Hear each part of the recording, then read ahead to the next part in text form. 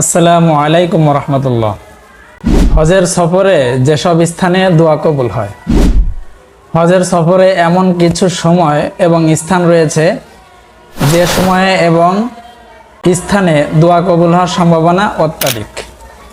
যে স্থানগুলোতে পূর্বেকার নবী রাসূলের দোয়া কবুল হয়েছিল, যেসব জায়গায় দোয়া করা বাঞ্ছনীয়। মক্কা মুকাররমার সব স্থানে দোয়া কবুল হয়।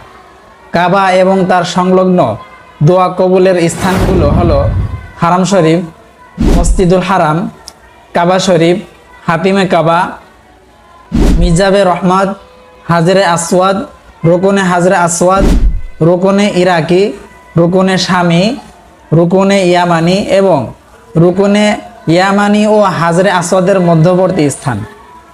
মুলতাজিম, কাবার দরজা, মুস্তাজার, মাকামে ইব্রাহিম, জমজম কূপ ও মাতাব। তাওয়াফের প্রতি চক্করের শেষে পড়তে হয় রব্বানা আতিনা ফিদ দুনিয়া হাসানাতা ওয়া ফিল আখিরাতি হাসানাতা ওয়া কিনা আযাবান নার। হে আল্লাহ, আমাদেরকে দুনিয়াতে কল্যাণ দিন, আখিরাতেও কল্যাণ দিন এবং দোজকের আগুন থেকে আমাদের রক্ষা করুন। আরাফাত, জাবালে রহমত এবং মসজিদে নামিরায় দোয়া কবুল হয়। আরাফাতের ময়দানে হজরত আদম আলাইহিস সালামের সঙ্গে হজরত হাওয়া আলাইহিস সালামের পুনর্মিলন হয় এবং তারা নিজের ভুলের জন্য এখানে আল্লাহ তাআলার দরবারে দোয়া মোনাজাত করেন এবং তা কবুল হয়। সেজন্য হাজিরা এই স্থানে সমবেত হয়ে দোয়া করেন, রব্বানা যালামনা আনফুসানা ওয়া ইল্লাম তাগফির লানা ওয়া তারহামনা লানাকুনান্না মিনাল খাসিরিন। হে আমাদের রব, আমরা আমাদের নফসের প্রতি জুলুম করেছি।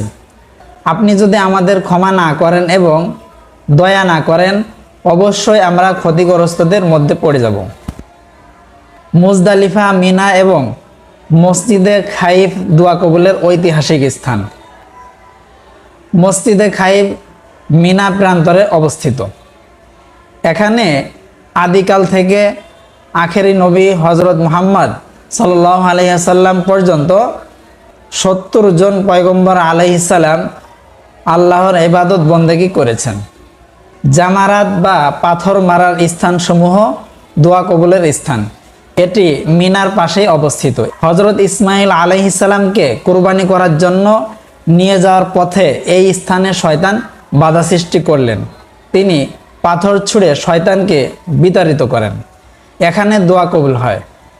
হজের পর হাজির যতদিন গুনাহমুক্ত থাকবেন ততদিন তার দোয়া কবুল হতে থাকবে। অন্যের জন্য দোয়া করলে তা তার জন্য এবং নিজের জন্য কবুল হয়। সবার জন্য দোয়া করলে তা কবুল হওয়ার সম্ভাবনা বেশি। কখনো কারোর জন্য বদদোয়া করা উচিত নয়। মুমিনের সব দোয়া সবসময় কবুল হয়। দোয়া কবুল হওয়া 3টি স্তর রয়েছে। এর তৃতীয় স্তর হলো যা চাইলাম সরাসরি তা পাওয়া। দ্বিতীয় স্তর হলো কল্যাণকর বিকল্প কিছু পাওয়া এবং প্রথম স্তর হলো আখিরাতে কল্যাণ পাওয়া।